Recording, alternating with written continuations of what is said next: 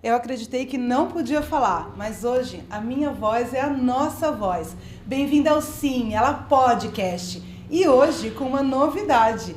Hoje nós temos o Sim, Ele Também Podcast. Eu sou a Roberta Stock e estou aqui com 3 convidados especiais para a gente falar sobre planejamento financeiro. Estou aqui com o Wellington. Oi, Wellington. Opa, bom, prazer estar com aqui. o Humberto. Obrigado pelo convite. E com o Gabriel. Oi, Rô. O Gabriel e o Wellington já são 2 amigos, o Humberto está chegando agora, seja muito bem-vindo, Humberto.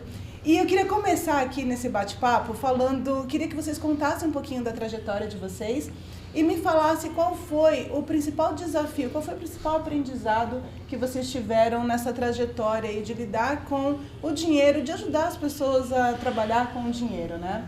E aí me conta um pouquinho. Eu vou começar pelo Wellington, que está no microfone 1. Opa! Primeiro, é um prazer estar aqui com vocês, né? Sou o Wellington, tenho um trabalho também na área de mentoria, o GPS Carreira. Somos também ali apresentador e diretor ali na TV Polo, na cidade de Cubatão, no Polo Industrial ali de Cubatão. E contribuímos também na área de educação, na área acadêmica no geral. E dentro da área acadêmica, a gente geralmente percebe muito esse desafio, que é justamente administrar e dar para as pessoas o direcionamento financeiro. E quantas vezes a gente percebe o descontrole?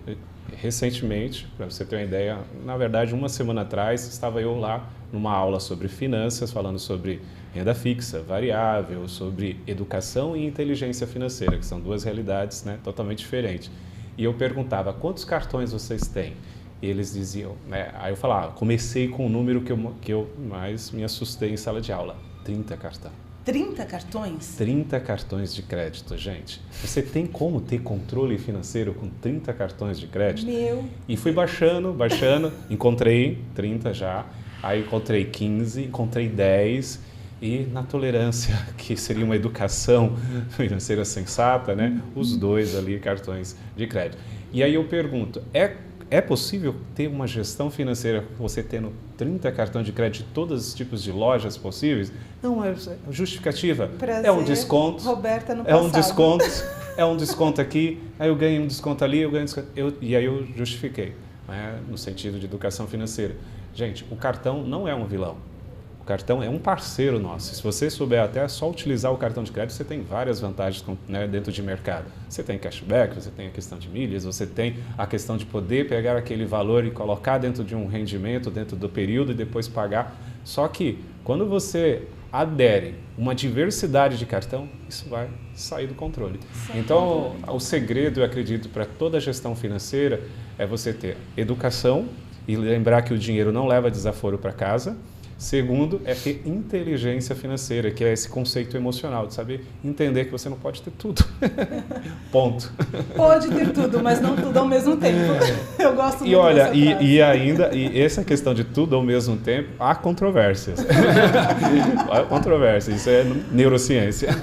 O Wellington, ele está aqui, acho, não estreando, mas ele está numa posição diferente, porque ele geralmente é o entrevistador, né, com o programa que ele tem lá. Aliás, acessem o canal da TV Polo, é muito interessante, tem muita coisa legal lá para a gente aprender, tem muito conteúdo para que você possa realmente se educar. E a gente vai falar mais um pouquinho sobre isso. Opa, com certeza. Humberto, vou passar para você. Conta um pouquinho, até mesmo para que eu possa te conhecer, né, que você está chegando agora. Conta um pouquinho para mim quem é Humberto, o que você faz, como que você ajuda o mundo a ser um pouquinho melhor. Bacana, né? Do que se alimenta, né? Como sobrevive. Bom, Humberto Biancardi, atualmente à frente da Valorize, que é uma empresa de gestão financeira para micro e pequenas empresas. Já estou desde 2012 atuando na parte financeira de micro e pequenas empresas. Eu comecei de forma despretensiosa, ajudando um amigo. Eu não era consultor financeiro. Quando criança, eu não sonhava em ser consultor financeiro. Desconheço qualquer adolescente, criança ou jovem que tem esse sonho como ser consultor financeiro. Geralmente as pessoas querem ser médico, advogado. Você queria ser o quê? Cara, eu acho que eu queria ser surfista, né? E só virei surfista de hobby só. Não virei profissional. Mas as crianças hoje querem ser youtubers, né? Eles querem ser influencers digital, é o momento, é a onda, né? Então, de forma despretensiosa, eu atuava na área comercial de uma empresa grande aqui a nível nacional e sempre gostei dessa parte financeira, sempre tive facilidade, acho que um pouco da minha formação, depois das especializações que eu fiz, sempre tive uma facilidade ali com matemática, com os números, um pensamento mais cartesiano ali, pragmático, objetivo. Então, a pedido de um amigo que estava passando sufoco financeiro na empresa dele, me pediu essa ajuda, eu falei, vamos dar uma olhada lá no teu financeiro, né?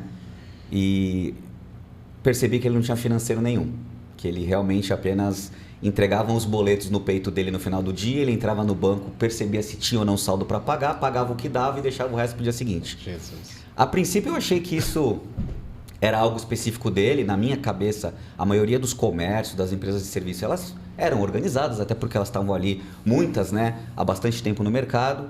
E depois desses longos 10 anos, aí, um pouco mais de 10 anos, eu percebi que a grande maioria não tem muito discernimento e não sabe muito o que está fazendo ali na parte financeira. Então, vim atuando muito tempo ali na parte de consultoria mesmo, estruturando o departamento financeiro, montando processos, implantando controles através de sistemas e planilhas, treinando o pessoal da tesouraria, gerando relatórios e indicadores e sentando com esse dono para dar luz para ele e direcionar ele acerca daquilo que ele mais busca, né? Acho que todo empreendedor, o que ele busca no final das contas é o lucro. Então, é esse que eu acho que é o propósito de você montar um CNPJ. E de 3 anos para cá, a gente vem fazendo esse trabalho com a Valorize, onde a gente incorporou a parte também da operação, que era uma dor que eles tinham. Nenhum empresário quer fazer gestão financeira, contrata às vezes colaboradores que não têm muita competência ali também, não tem muito entendimento, até pelo quanto eles querem pagar para as pessoas fazerem o financeiro, não se espera muito em troca. Então a gente entra com essa parte da tesouraria também, hoje entregando bem mais, entregando não só a operação, a parte de consultiva, mas também hoje entregando tecnologia. Então a gente entra com um combo aí e estamos avançando aí na nossa carteira de clientes aí, fazendo essas entregas. Perfeito. E assim, mediante a minha experiência, eu vejo quanto que ter um setor financeiro bem estruturado, e muitas vezes o BPO, na minha opinião, é uma das ferramentas mais importantes que pode ter, porque você pode realmente ter um financeiro terceirizado para ter os teus relatórios, para que você possa ter um acompanhamento estratégico e realmente fazer o teu negócio crescer, né? Olha a quinta série aqui já chegando. É isso. Minha primeira roda de meninos, eu já estou deixando essa quinta série sair daqui. Me controla, professor, por favor. Então, sim, o BPO acho que é uma ajuda incrível. A gente precisa divulgar, não é só para grandes empresas, você mesmo falou, né? Você está trabalhando com micros e pequenas empresas. É acessível para quem quiser fazer um BPO da tua empresa. É isso mesmo? Super acessível. Eu acho que é um mercado ainda muito novo a ser explorado, né? Eu costumo brincar que se hoje surgirem novos 20 mil BPOs ou Valorizes no mercado, ainda não dá conta de atender a demanda que existe. Então, é realmente um terreno assim baldio a ser explorado, sabe? Tem muita tecnologia vindo, acho que o fato do digital, das pessoas hoje poderem aprenderem a trabalhar à distância, né, por conta da pandemia, quebrou um pouco dos paradigmas que existia ali na cabeça dos donos, dos comerciantes. Então, hoje, com tecnologia, com o digital, com ferramentas, facilitou isso. Mas é importante dizer, viu, Roberta, que a terceirização é algo que surgiu muito forte, né? Eu gosto de estudar bastante ali a origem das coisas. Surgiu na Segunda Guerra Mundial, né? Quando a Alemanha estava ali na sua empreitada querendo conquistar o mundo, né?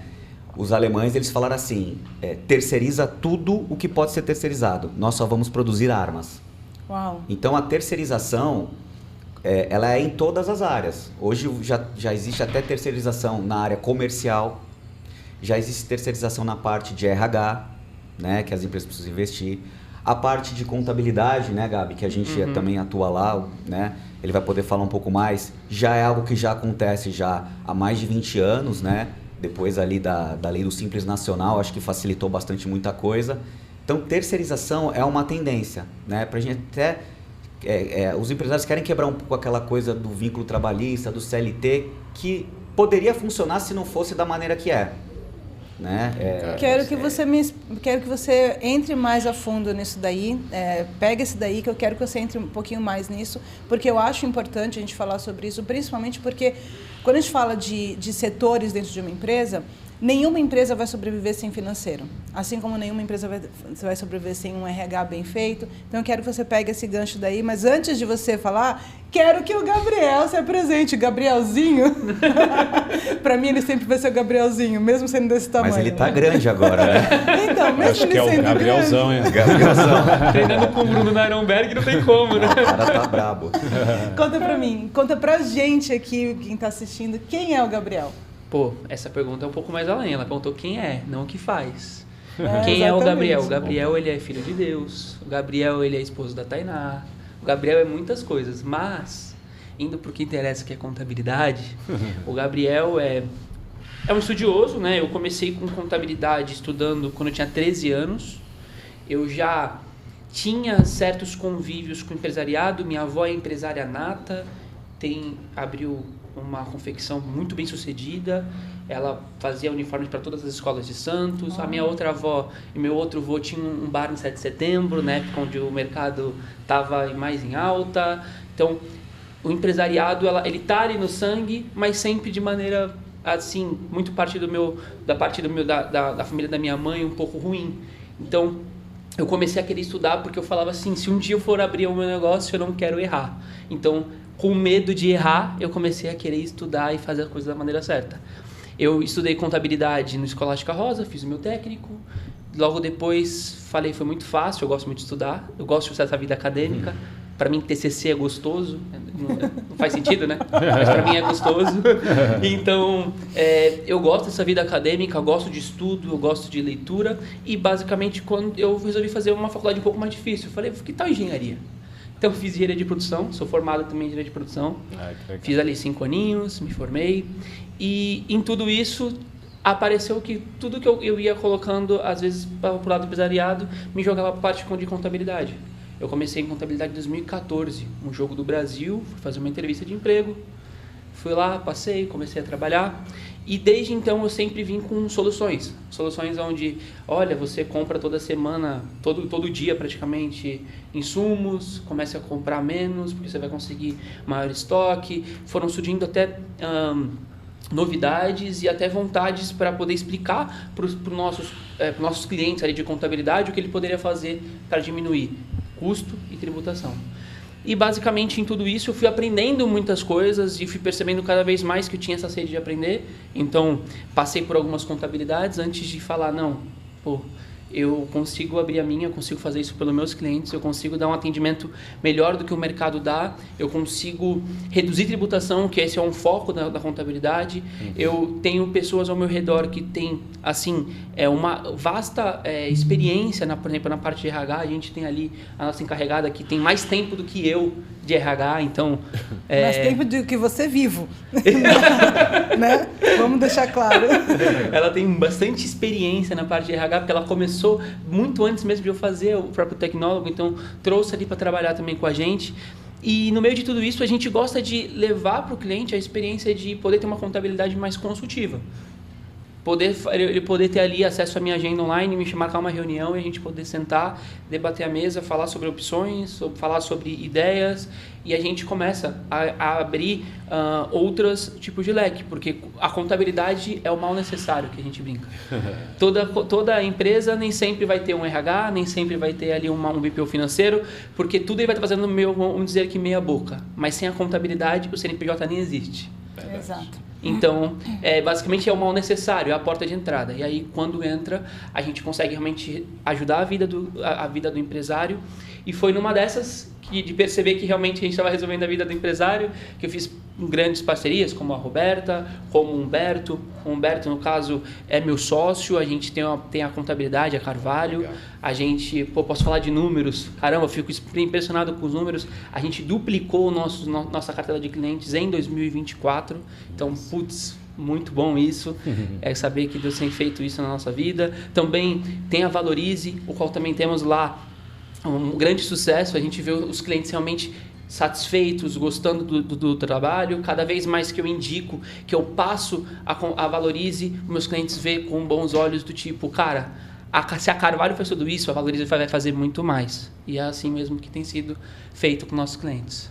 Aliás, desculpa. Aliás, isso a gente se conheceu aqui em 2018? 2020. Foi na pandemia. Foi antes 2019, então. 2019. No começo de Isso. 2019, você trabalhava no escritório de contabilidade, eu tinha uma salinha lá que eu subloquei. E desde o primeiro momento a gente se conectou porque o Gabriel ele tem essa visão realmente, desde que ele era funcionário ali, ele sempre foi um contador consultivo.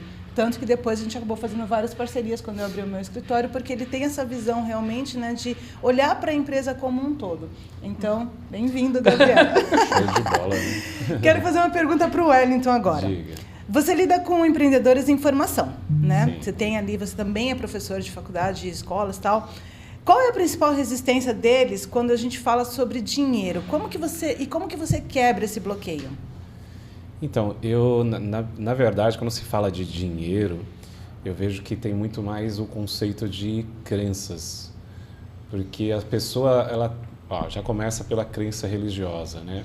O dinheiro é coisa do demônio. O dinheiro é algo que, né, se você se apegar a ele te leva para a perdição. Mais fácil um rico passar não, e assim. são tantas crenças com dinheiro que já começa uma barreira aí para que a pessoa possa entender que com dinheiro dá para sofrer em Paris. É o que eu diga. Sofrer em Paris é complicado. Não foi em Paris, mas foi na Europa, fui sofrer lá. Então, e aí você já começa com essa questão. Então, brinco sempre com eles, né? Olha, cara, com dinheiro dá para você sofrer em lugares maravilhosos. Então, eu acho que é bem-vindo o dinheiro, né? É bem-vindo. Então, um controle financeiro, uma gestão financeira empresarial, uma gestão financeira de caixa, né? Isso pode te levar a lugares assim que você sonha. Então, o primeiro passo é quebrar as crenças que a pessoa tem. E as pessoas têm muita crença referente ao dinheiro. É desafiador. Então, é muito mais do que simplesmente tabelas, planilhas e números. É questão emocional. Então, primeira parte, eu vejo a parte emocional, quando eu falo sobre dinheiro. Eu percebo as crenças que a pessoa tem, que vem já do pai, da mãe, vem de gerações. Depois dessa questão do desafio, né, que é quebrar as crenças sobre o que é dinheiro, sobre lidar com dinheiro, trabalhar com dinheiro, vem essa questão mesmo do desafio do controle financeiro. Porque, gente, vocês que são consultores, trabalham especificamente dentro da área, percebem muito isso. Se confunde muito o que eu tenho com aquilo que eu quero ter, né? Então, as pessoas, elas não fazem essa relação de viver abaixo do que eu tenho, mas elas sim querem viver acima do que tem para poder conquistar o que eu quero ter. E é nesse momento que entra a bola de neve. Então, o empresário, o que acontece? Eu percebo muito isso na fala com o empresário. Eu também cometi esse pecado. Você está empreendendo, o dinheiro está entrando, o caixa, né, está ali tendo um fluxo grande. A primeira coisa que você quer é expandir. Né? Na maior parte dos empresários pensa em expandir. Ou expandir em estrutura ou expandir com uma segunda opção de local de trabalho, com uma segunda filial, né? Já pensa em expandir. E é nesse momento que ele começa a quebrar, porque ele não tem ainda um fluxo de caixa saudável. Não tem um planejamento. Ele não tem uma gestão e um planejamento financeiro, não tem indicadores precisos sobre como que isso vai, né, se comportar a longo prazo. Ele não analisa mercado, ele não analisa economia, ele não analisa essa percepção da durabilidade e, no mesmo tempo, essa questão mesmo, né, da sazonalidade do seu mercado. E o que acontece? Quando ele faz essa opção de expandir, seja a nível de estrutura ou de crescer com uma outra, né, realidade de expansão em outra região, em outra cidade, dando continuidade ao próprio negócio, o que acontece? Ele começa a comprometer o fluxo de caixa que está dando certo. Então, ele não se planeja financeiramente. Por não se planejar financeiramente, ele termina não tendo saúde financeira e aí ele culpa o empreendedorismo porque não dá certo. Aí ele culpa esse negócio de ser empreendedor não dá certo, esse negócio de ter empresa não dá certo, então eu vou para o CLT, porque esse negócio é uma maldição. É uma maldição, porque eu estou saindo com vários protestos, eu estou saindo com vários boletos correndo atrás de mim, com vários credores e vira uma bola de neve sem fim. Mas não está o problema em empreender, não está em problema talvez no negócio. O problema está, primeiro, como ele lida com o dinheiro, que é a questão das crenças emocionais. Segundo, sobre a gestão financeira, que ele não entendeu que para poder um negócio ter saúde a médio e a longo prazo, ele precisa ter uma boa gestão financeira. Ele precisa ter indicadores que possa dar sobrevivência no mínimo de 1 a 2 anos desse negócio, para depois ele pensar em expansão, crescimento, ele ir para outros horizontes. Só que a gente é a geração do imediatismo. A gente quer resultados imediatos, a gente quer ver as coisas acontecerem de forma imediata e sair atropelando tudo. Ou seja... Então, o grande problema sempre foi, que eu percebo, e é bom que vocês têm soluções aqui. Temos, né, um parceiro de contabilidade que ama o que faz, que leva para a empresa, né, é justamente essa percepção de como, né, controlar essa gestão financeira. Né, outro, né, que gera, né, Alberto, gera aqui justamente os indicadores e também a educação financeira empresarial. Então, isso é os 2 remédios para essa realidade que eu percebo com o empresário. Ou seja, se a gente juntar aqui e fizer um clubinho, a gente muda o mundo. Cara, ó, se não mudar pela uma coisa é certa, a gente vai ter com certeza um bom remédio para poder sanar tantas e tantas dores que as pessoas têm. No sentido aí de, infelizmente, levar a vida para o buraco e não a vida para um processo de crescimento contínuo. Realmente, você falou tudo. A questão das crenças e vem realmente, né? A gente não está falando sobre planilhas, né? Apesar delas serem essenciais, sobre os dados, sobre dinheiro propriamente dito. No primeiro momento, não. A gente tem que entender que tudo isso só é resultado daquilo que tem dentro de você. Perfeito. E aí você falou muito sobre crenças, né? Inclusive, a gente vive num país que é realmente, que tem muito essa questão da crença religiosa. E aí depois eu vou querer, a próxima pergunta é para o Gabriel, porque eu quero que você comente. Porque o Gabriel, ele tem uma visão muito mais próxima do que eu acredito. Show. Da espiritualidade, de religião em si. Mas antes disso, eu quero continuar o papo com o Humberto, porque você leu minha pauta, né? Não é possível? A pergunta que eu tinha feito para você é exatamente essa. Já que você trabalha, né, com as empresas diretamente com a terceirização da gestão financeira, como que você percebe a diferença entre os resultados de quem planeja e de quem não planeja? E aí, antes de você responder, finaliza aquela historinha que estava muito legal sobre como surgiu a terceirização e como que ela vai fazer com que o mundo funcione de uma forma mais equilibrada. Eu vejo assim, né? Eu vejo como a terceirização, não dá para a gente fazer tudo, como o Wellington falou, né?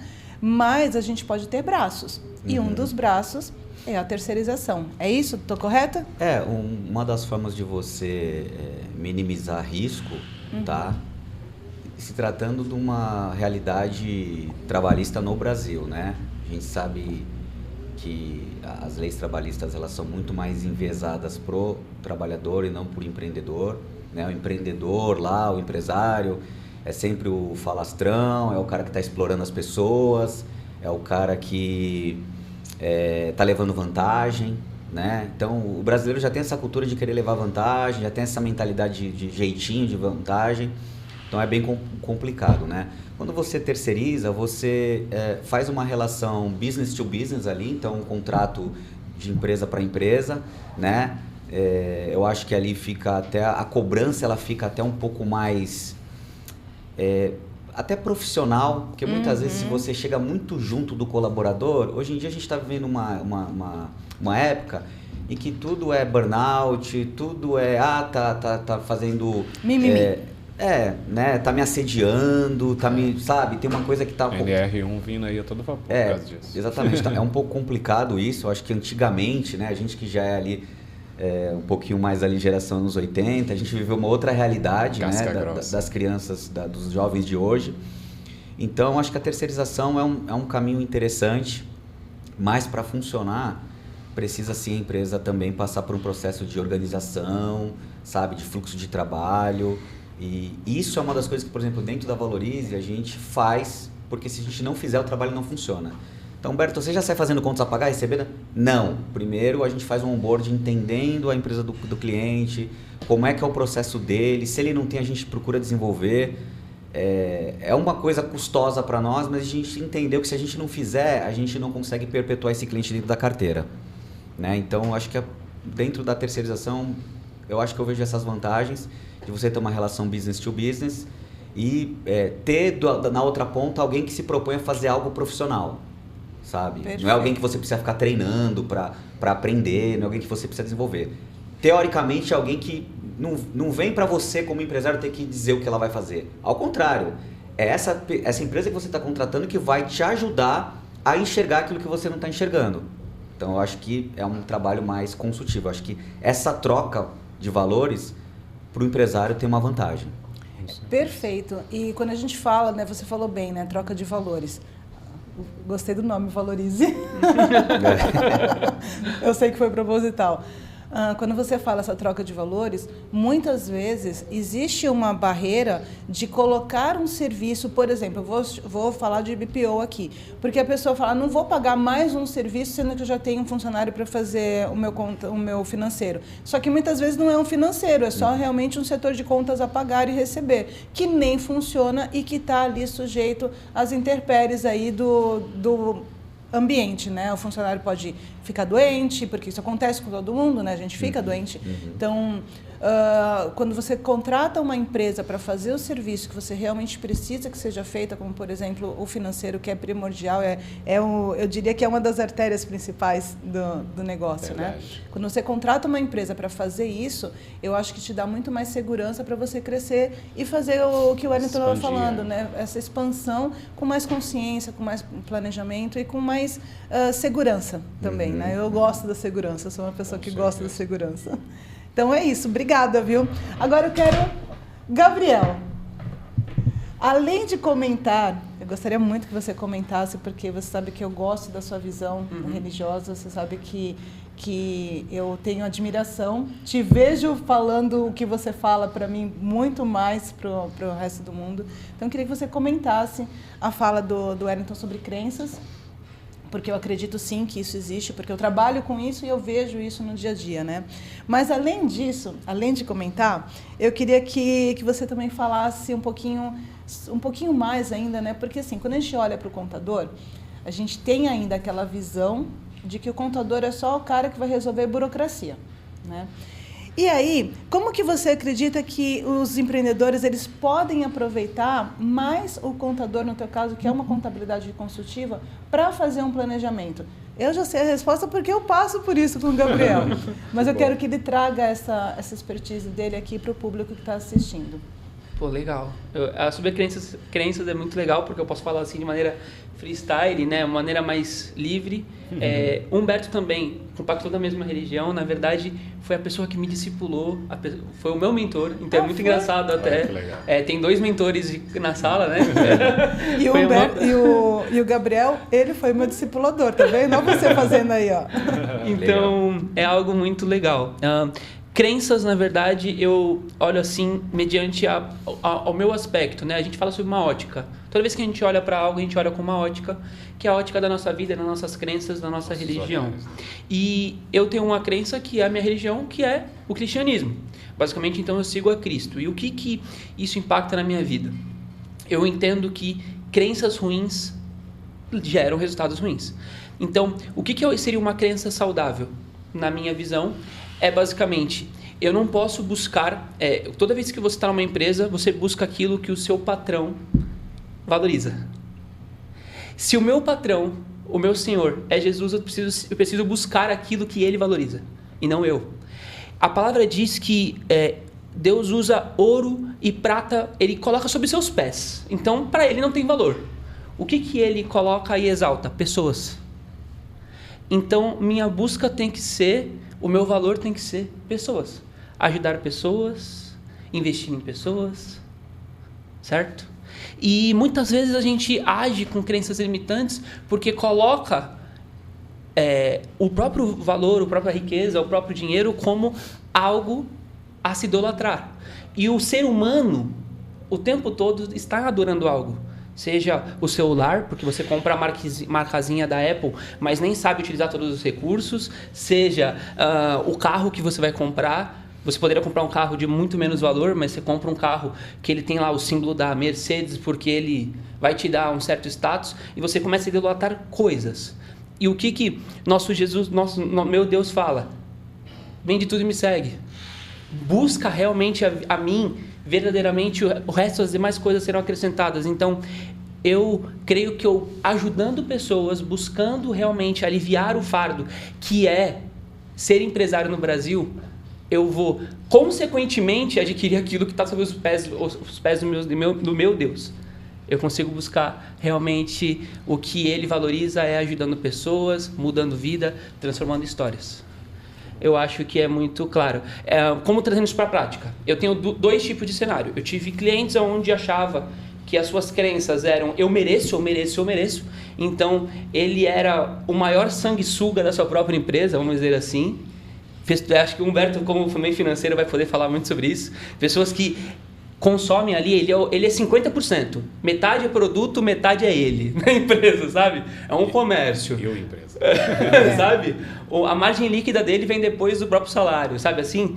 E isso não é a real. O verdadeiro empresário, ele entende que ele é o sacrifício, que quando o lucro, a despesa baixar, é ele que vai tirar menos, e mês que vem, mais para frente, ele vai reembolsar a si mesmo, é ele que vai fazer os aportes, é ele que vai dar a cara a tapa. Eu até brinco, né, que o empresário, ele sai todos os dias sem saber se vai comer arroz e feijão e um ovinho, ou se vai comer arroz, feijão e filé mignon. Mas ele vai buscar, primeiramente, alimentar o prato dos seus funcionários, dos seus fornecedores e tudo mais. E tem outro lado. Posso só fazer um parênteses aqui, que eu lembrei de uma história? Eu estava uma vez numa mesa de estudo, você falou sobre o sacrifício de ser empresário, né? Porque realmente, quando você resolve abrir uma empresa, você está fazendo um sacrifício, porque não é tudo flores, né? Você está ali para entregar o teu melhor para o mundo.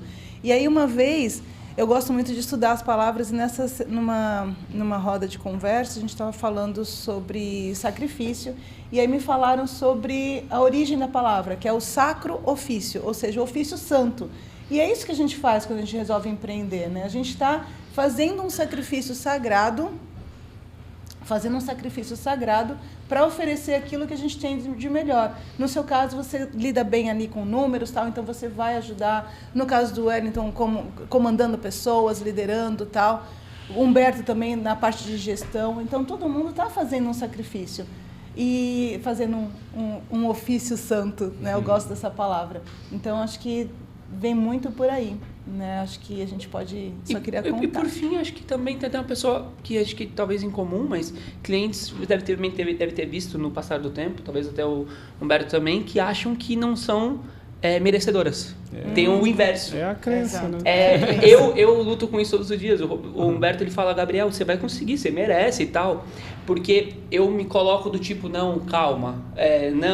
Não, calma. Fico até receoso para... Chegou o teu momento, compra, faz. O Humberto é meio tipo... ele me ajuda, né? Merece, do tipo, você merece. é o equilíbrio, né? Praticamente que a gente chama equilíbrio dentro de uma empresa. Então, existe os dois lados, né? E buscar o equilíbrio, eu acho que é o ponto-chave, né? Perfeito. A gente está quase indo para o final aqui, mas aí eu queria, para finalizar, eu queria que cada um de vocês me falasse qual foi o maior aprendizado que vocês tiveram na vida até agora, né? Uma vida breve ainda, porque todo mundo é muito jovem aqui. Mas qual foi o maior aprendizado que você teve quando você resolveu trabalhar porque a gente trabalha com o dinheiro do outro, né? A gente trabalha para fazer com que o dinheiro sobre no final do mês para que a pessoa possa ter uma vida melhor. Qual foi o maior aprendizado até hoje que você pode contar aqui? E se esse aprendizado veio de um desafio, o que gerou isso na tua vida? Como que você conseguiu sair desse desafio? Eu, pessoalmente, acredito que orientar as pessoas dentro, justamente, sobre uma análise de ter uma saúde financeira e também ter inteligência financeira para poder lidar no dia a dia com o dinheiro, é dar para a pessoa a possibilidade de viver, como diz a própria Bíblia, né? Também sou cristão, viver em abundância, né? Ter essa esse sentimento que eu não estou aqui nesse mundo a passeio, eu estou nesse mundo para contribuir, para ajudar as pessoas e para poder fazer a diferença na vida das pessoas. Então, o dinheiro, ele é um recurso para poder você, além de viver de forma abundante, que é uma... eu vim para que tenha vida e vida em abundância. Então, por que você está se limitando e dizendo que não pode ter? Que não pode ou que não merece. Eu posso ter, né? Sim, eu posso, sim, nós podemos. Sim. Não só ela pode, mas eles podem, você pode, nós podemos. Perfeito. Né? Porque nós nascemos para ter vida e vida em abundância. É o Criador, para que você que está em casa, que acredita, que tem fé. Né? Independente da sua religião. E se você dimensionar isso para o universo, né, também está uma força maior atrás desse universo, dizendo para você, você pode ter uma vida em abundância. E o dinheiro é um recurso para isso. Então, para mim, a grande lição, quando eu ensino para as pessoas sobre inteligência financeira, educação financeira, e também me reeduco financeiramente para lidar com o dinheiro todos os dias, todos os momentos, porque é um desafio, né? Porque às vezes a gente vê muito isso, até as próprias pessoas que ensinam têm os seus próprios desafios de conseguir, né? Equalizar. Como diz Sócrates, equilibrar, né? A vida está entre os dois extremos, né? Como gerar o equilíbrio entre esses dois extremos. E até mesmo quem orienta está sempre buscando equilíbrio. Então, toda vez que eu percebo isso, ensinar as pessoas sobre educação e inteligência financeira é dar a possibilidade da pessoa viver uma vida em abundância. E além de ter uma vida em abundância, é conseguir, de fato, realizar sonhos. Eu costumo sempre dizer, se você está guardando dinheiro só por guardar, esquece. Isso não vai te levar a lugar nenhum. Todo dinheiro tem que ter uma meta SMART por trás. Tem que ter uma meta específica, relevante, tem que ter um propósito, tempo, né? Tem que ter um tempo para esse sacrifício financeiro, como esse ofício sacro, né? Tem que ter um tempo, porque senão você vai viver uma vida só de dedicação, de sacrifícios. Só que a vida não é só de sacrifício, a vida também é sobre curtir, é sobre se divertir, é sobre contribuir. Então, toda vez que eu oriento as pessoas, eu aprendi isso. Eu estou dando à pessoa a possibilidade de ter uma vida, no mesmo tempo dando a possibilidade da pessoa conseguir realizar sonhos e automaticamente fazer a diferença no mundo e entender que ela tem um propósito específico nesse mundo, seja dado diretamente pelo Criador, seja inserido vocacionalmente, porque nós temos um perfil e esse perfil vocacional nos mostra a realização de um propósito e, no mesmo tempo, dela fazer as pessoas à sua volta felizes.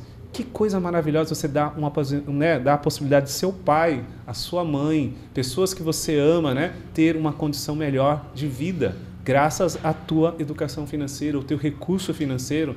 Gente, não existe coisa melhor nesse mundo. A gente precisa parar de ter medo de falar sobre o dinheiro, né, Wellington? Dinheiro é um potencializador, é uma ferramenta que pode fazer você realmente realizar sonhos.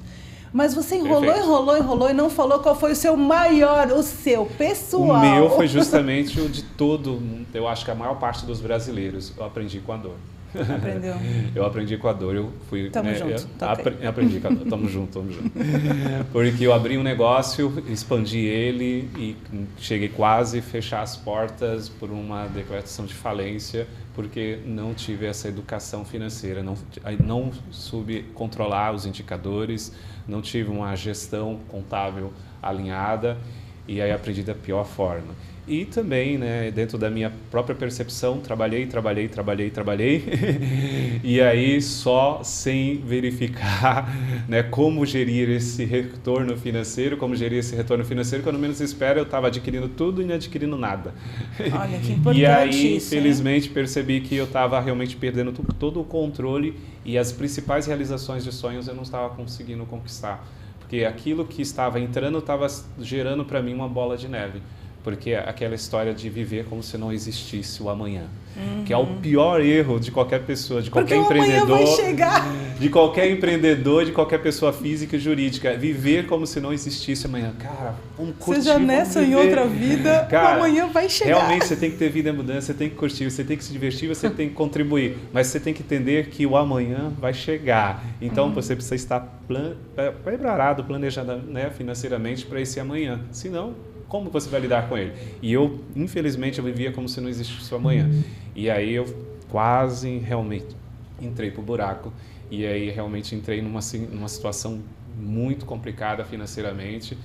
E isso levou anos para poder começar a estabilizar. E hoje eu consigo ensinar para as pessoas, porque eu sei a tua dor. Porque você viveu, né? Eu você sei foi a tua lá, dor. Como dizem, eu sei a tua na pele. dor, eu sei a tua dor, porque eu tenho estigmas, eu tenho aqui marcas desse sofrimento ainda e estou enfrentando e tenho superado todos os dias. E todos os dias lido com esse desafio que é poder equilibrar essas duas balanças, que é sobre a realização, sobre o querer, sobre os sonhos e no mesmo tempo ter que controlar e dizer tudo no seu tempo, porque ainda existe o dia de amanhã. Que legal. Obrigada por você ter falado isso, porque realmente eu acho que esse é o grande desafio de quase todo mundo, né? Quando começa. Você entender que sim, tá tudo bem, você vai cair no meio do caminho. Com certeza. Faz parte do aprendizado, né? Mas levantar e aí fazer com aquilo que te deu ali, não só uma limonada para você, mas como você faz hoje. Você trouxe a tua dor, transformou a tua dor e hoje você traz para o mundo. Isso de uma forma que você devolva. Obrigado mesmo por isso, viu? Você falou uma coisa que eu queria ter anotado, mas eu vou lembrar. É assim, minha cabeça de Dory às vezes dá um... Enquanto ele falava, eu pensava assim... Não é que o amanhã vai chegar, é que a fatura do cartão de crédito vai fechar. Verdade. Já o contador falando. A fatura do cartão de crédito vai fechar. Vai fechar, Ele vai fechar. Quando fechar. Dos 30, e pior quando fecha dos 30, um após o Pensou, outro. ele tem um dia, 30 é um dia por... Um dia. Mas eu pego Vence de um e pago cartão. o outro. Tem um dia para cada vencimento. Ele tem do dia 1 ao dia 30 um vencimento. Eu conheci gente que Tem fazia vários que fazem, eu isso, pego tirar desse aqui pra e ele pagar paga o outro. Para liberar Não, o eu escuto limite isso para poder direto pagar na o sala outro. de aula. Gente, Na área sabe acadêmica eu escuto isso direto. Como que vive isso? Você vive para controlar os cartões? Você não vive, você não vive. vegeta para poder pagar as empresas. E aí você fala, né? Quando você fala, não dá para ter dois senhores, ou você serve a mim. E aí essa pessoa está vivendo em função do dinheiro, em função... Aí sim você está tendo um erro. Porque aí você não consegue viver realmente, você está ali tendo que administrar uma questão que não foi trabalhada, que eu entendi pelo que a gente está conversando aqui, muito dessa tua dor que você trouxe, você também entrou muito no autoconhecimento, porque você precisou entender o que era realmente importante para você, porque você falou, lembrei, adoro e voltando, você falou assim, eu estava comprando tudo e não estava adquirindo nada, alguma coisa assim, porque é isso que a gente faz, a gente começa a comprar coisas para colocar num lugar que a gente acha que está faltando, só que não é sobre aquilo, né? Então, o autoconhecimento faz parte principal ali de lidar com o teu dinheiro, né? É isso, lembrei. Exatamente. Ainda bem que está gravado, porque depois eu quero lembrar dessa frase. Humberto, fala para mim qual que foi o teu principal aprendizado nessa tua trajetória aí, como que você lidou com ele. E aproveita e já dá uma dica também para as pessoas, né? Como que elas podem se livrar desses desafios. Legal. Acho que meu momento de maior aprendizado, né, foi bem antes ali de eu iniciar na minha carreira como consultor, foi eu tentar querer fazer algo que eu não fui chamado para fazer, né? Eu fui tentar empreender num segmento do qual eu não dominava, eu não tinha vivência naquilo, mas os meus olhos brilharam pelas possibilidades financeiras, né? Aquela coisa do jovem querer ficar milionário rápido, de querer resolver a vida, né? Eu acho que uma passagem que, já falando um pouco da fé, das escrituras, da palavra de Deus, eu acho que uma passagem que representa muito esse exemplo que eu estou trazendo, que eu vivi, foi a passagem do filho pródigo, né? Que eu imagino que o filho pródigo, ele estava lá na fazenda do pai, e a fazenda do pai era próspera. Tipo, ele não era um cara mal de vida, né? Ele era filho do patrão, né? Ele era filho do dono da fazenda, do senhor ali daquela região, né? E a gente entende que devia ser alguém com muitas posses, porque a palavra diz que ele tinha servos, que ele tinha empregados que cuidavam ali daquela região, daquela fazenda. Então, o filho pródigo, ele é um cara que ele olhou para o mundo, ele olhou talvez para outro segmento, alguma coisa fez o olho dele brilhar para ele chegar para o pai e falar, dá minha parte, que eu vou empreender. A motivação dele não era ruim, mas talvez não era onde Deus queria que ele estivesse, não era o propósito da vida dele, né? E aí, as duras penas, ele precisou amargar aquilo para poder reconhecer que, puxa, eu desviei do meu propósito profissional, daquilo que Deus, do talento que Deus colocou em mim, e eu preciso voltar, né? E o legal é que ele teve a humildade de voltar.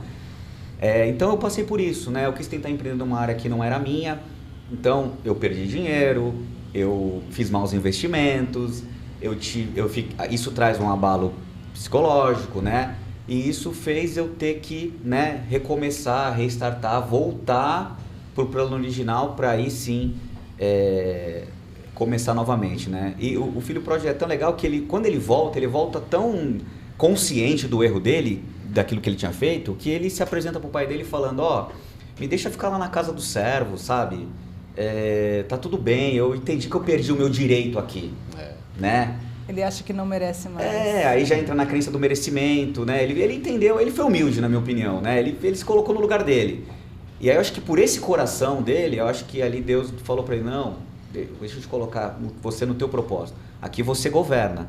Tó o anel de governante, tó a roupa, né? Traz aqui, aí chama os servos, serve ele. Não é ele que vai servir, ele é servido. Nossa, tô toda arrepiada. Então acho que Deus faz isso nas nossas vidas. Depois quando a gente tem a humildade de se arrepender, né, e se apresentar, aí eu acho que Deus aí ele coloca a gente na posição de filho de novo, fala, não, fica tranquilo, eu tenho prosperidade para você, eu tenho prosperidade para todos, você só precisa seguir no curso, naquilo que eu escolhi para você fazer, né? Então, passei por essa dor e às vezes eu me pego na frente de vários empreendedores inventando moda, sabe? O cara tá ali já com a coisa dele bem estabelecida, ele quer inventar de fazer mais coisas. E eu falo, cara, pra quê? Né? Até onde você quer chegar? Esse porquê entendeu? Que precisa ficar claro, então, né? pra onde você quer chegar nisso, né? Qual que é o teu anseio? Qual que é o fim disso? O que tá por trás disso? Então, e é natural, todo mundo quer um pouco mais, né? Coisa do ser humano aí não tá satisfeito, querer um pouquinho mais. Só precisa tomar cuidado pra não... Nesse querer um pouco mais, pegar o atalho ou, né, a via errada e o retorno disso é muito custoso. Sim. E aí quando você fala isso, me traz muito a questão de você estar com as pessoas certas, de você estar nos ambientes certos, porque não tem como você não saber o que você realmente tem que fazer se você não tiver outras pessoas do teu lado, né? Falando assim, olha... E se você, como você falou, né? Você pega aí os empresários fazendo moda, inventando moda. E se tiver uma pessoa realmente cuidadosa do teu lado, uma pessoa que realmente está preocupada com você, que fala, por que você quer ir por aqui? Só se pergunta, às vezes uma pergunta basta, né? Uhum. Por que você está indo por aqui? Aí a pessoa vai parar e pensar, cara, não tem sentido mesmo eu ir para cá, né? E aí teve um olhar cuidadoso de alguém. No caso aqui, a gente está falando de negócios, é sempre importante lembrar que essas pessoas são pessoas que realmente têm esse conhecimento, que têm esse olhar, né, para poder te mentorar, né, te dar essa visão especialista, né? É isso. Né? As mesas certas... Hoje aqui é uma mesa muito próspera, eu estou muito feliz de estar recebendo vocês aqui, os primeiros homens dentro do meu podcast, mas estou muito feliz, foi uma experiência incrível. E, para finalizar, Gabriel, me conta aí, qual foi o teu principal aprendizado, o que você trouxe assim, para a tua vida até hoje e o que desse aprendizado você trouxe para o mundo? Beleza, acho que pensando... sobre tudo, eu acho que uma das coisas que eu aprendi nos últimos tempos, até foi com o meu sócio Humberto, eu tenho ficado parando de ficar dando crédito para ele. Eu devia falar que eu devia parar. Eu não vou te pagar o almoço hoje, tá? Se é isso que tu tá querendo, né? Pô, eu achei que eu já ia ganhar um almoço. Pô, né? Tinha combinado, né? De dar os créditos, mas basicamente... Nem tomei café! Mas basicamente, uma das coisas que eu aprendi, né, foi quando eu fui expandir um pouco mais. Uma das coisas que eu sempre tive a cabeça é de números. Eu sou um cara de exatas. Então, eu pensava assim, se eu dividir, sobra menos. Se eu pego uma laranja e corto pela metade, eu tenho somente metade de uma laranja. Mas eu aprendi que, na verdade, quando eu divido, eu multiplico. Quando eu corto a laranja, eu tenho as sementes para poder plantar uma laranjeira e não mais comer uma laranja. E é basicamente aí que Deus tem feito na nossa vida, né? Muitas vezes eu tava com essa crença, eu abri a empresa, colocamos o Humberto para dentro, ele me ajudou bastante na parte de processos, a parte de mentalidade de como é que agir com algumas situações, expandimos bastante. Comecei cada vez mais a investir na vida de pessoas, multiplicar conhecimento, multiplicar tempo. Gabriel, sai do operacional, você precisa sentar com cada um, tal. Claro, ouvindo ali a voz da experiência, né? Porque tem bastante cabelo branco. Fui... Eu não pinto não, tá, pessoal? Mas, basicamente, aprendi que se dividindo, eu multiplicava os meus valores. E como eu... Assim, acho que das coisas que você falou, né? Pô, uma dor que você sentiu. Uma dor. Acho que a maior dor foi quando eu percebi, quando eu tive consciência financeira. Eu trabalho desde muito novo. Eu sempre fiz biquinhos, mas trabalhar mesmo desde os meus 17. Assim que eu entrei, eu falei, já vou começar a guardar dinheiro. Fiz o famoso título de capitalização. Ai, tamo junto. Trabalhando em banco. Quem foi gerente bancário e vendeu isso, ele se arrepende. Quando ele se converte, ele pede perdão para Jesus. Eu fiz isso com uma galera aí. Não é assim? Não fala isso. Porque ele fala. Não, deixa eu fazer um parênteses aqui, porque eu não gostava de vender, mas foi a ferramenta que eu usei para mim mesma para poder criar o hábito de guardar dinheiro. Mas sim, eu não indico. Exatamente. Só que o detalhe era... Eu guardava título de capitalização, mas já usava o cheque especial. Então eu trocava uns juros assim, bem legal. E basicamente, quando eu tive a consciência, a clareza, eu falei, cara, como eu tô fazendo de errado? Mas eu falei, eu não tenho capacidade para guardar dinheiro. Porque aí faltava conhecimento, faltava uma série de coisas, né? E aí foi quando eu criei o método boleto legal. O que seria o método boleto legal? São os boletos que te dão coisas para o futuro. Então... Cara, consórcio. Cara, eu vou comprar um apartamento na planta. Eu vou inventar um boleto que vai me dar algum tipo de recurso, algo que eu almejo, um patrimônio que eu almejo. Se você não tem capacidade para combater forças suas primitivas, né? Você tem que criar mecanismo de se autodefender. Como? Arrancando o iFood do celular. Cada um vai ter suas ideias, né? Para você poder se defender. E aí cai muito nessa questão da humildade, né? Você saber que você é um ser humano que vai falhar e que você precisa de ferramentas para você se controlar. Exatamente. Né? Isso é muito importante. Exatamente. É uma ferramenta anti-compulsão, anti-desejos, anti-vontades, onde você submete o seu eu debaixo de falar assim, não, você não vai me controlar. Exato. Exatamente. E aí, quando você fala isso, me vem muito essa questão, né? Mesmo que a gente entre num processo de autoconhecimento, por exemplo, eu lido com o meu próprio conhecimento há mais de 20 anos. Mas ainda assim, eu me considero uma compradora compulsiva anônima, porque todo dia é um dia. Então, eu não posso dar o primeiro gole, eu não posso dar o primeiro cartão, eu não posso fazer o primeiro cartão. Não pode baixar o Shopee. Não posso baixar o Shopee. Exatamente, porque a gente precisa reconhecer que a gente tem um limite de força de vontade por dia. Uhum. E se a gente não usar artifícios como esse para a gente se bloquear, a gente vai cair no momento de distração, a gente vai cair, a gente vai pedir um iFood. Eu mereço. Esse tal do eu mereço, eu me mimei. Ai, cara, como esse eu me mimei me irrita, sabia? Muito. Porque dá uma conotação muito diferente. Você precisa se mimar com coisas que realmente vão fazer sentido pro teu ser. E não, vou, sei lá, me mimei com um negócio material que você vai, sei lá... Eu nunca vi alguém investir, comprar um monte de ação do Petrobras e falar mimimi. Tirar um print e colocar lá no Instagram. Mimimi. Fica a dica. Ou eu mereço. Eu nunca. Eu mereço. Eu mereço, gente. Aqui, ó. Comprei uma ação.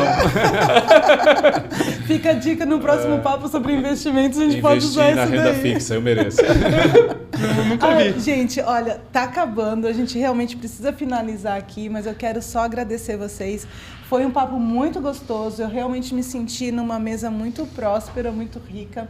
Eu espero que você, que esteja me assistindo e que sabe que eu tenho memória de Dory e que esqueci de no começo pedir para curtir e compartilhar, por favor, esse é o momento. Curte curte esse episódio.